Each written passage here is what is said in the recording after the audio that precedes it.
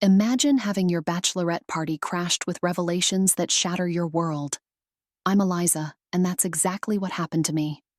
Just when I thought things couldn't get worse, a friend of my fiancé, Michael, brought secrets to light that were darker than anything I could have imagined.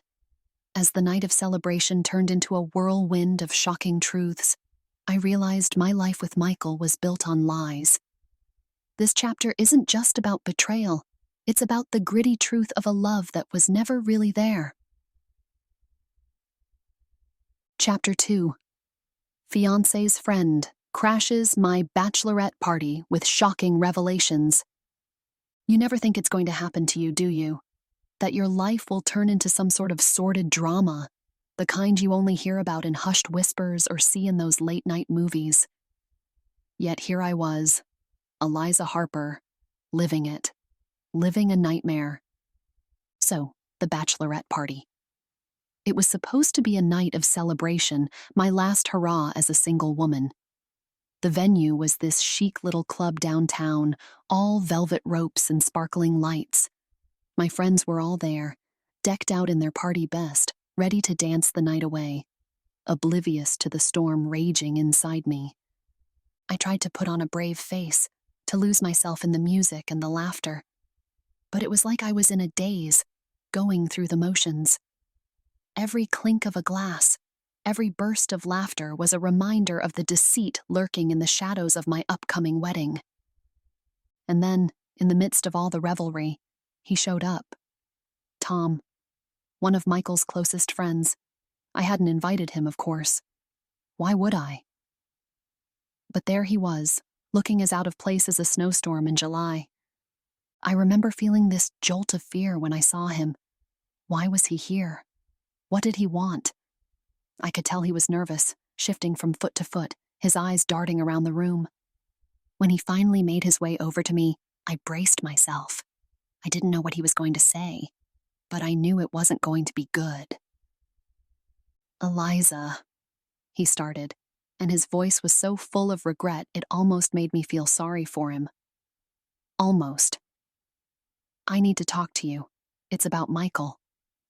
I could feel my friend's eyes on us, curious, concerned. I ushered Tom to a quiet corner, away from prying ears.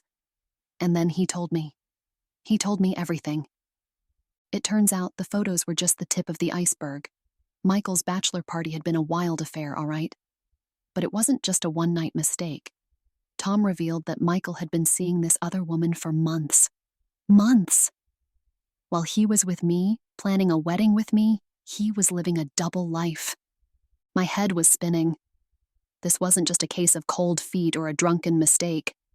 This was a full-blown affair. Betrayal upon betrayal. Tom kept talking, kept apologizing for not telling me sooner, for being a part of the whole sordid mess. He said he couldn't stand by and watch me marry Michael without knowing the truth. A part of me wanted to scream at him, to blame him for my heartache. But what was the point? The damage was done. The rest of the night was a blur. I excused myself from the party early, muttering something about not feeling well. My friends were concerned, of course, but how could I tell them? How could I admit that my fairy tale was crumbling around me? I spent the night alone in my apartment, the silence suffocating me. The laughter and music of the party seemed like a distant dream. All I could think about was Michael's betrayal, the lies, the deceit. And Tom's words echoed in my head, a constant, painful reminder of the reality I was facing.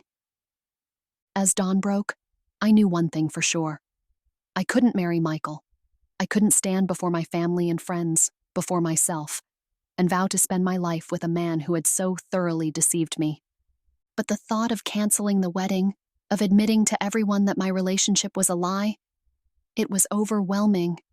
The shame, the embarrassment, the pity. It was almost too much to bear. And yet, there was a part of me, a small but fierce part, that felt this sense of relief. Relief that I knew the truth before it was too late. Relief that I wouldn't be walking into a marriage built on lies. So, there I was, at the crossroads of my life. The path I thought I was on had vanished, And now I had to choose a new direction, a direction that was terrifying and uncertain, but mine, all mine. I took a deep breath, feeling the weight of the decision on my shoulders. It was time to face the music, to face Michael. It was time to end this charade once and for all.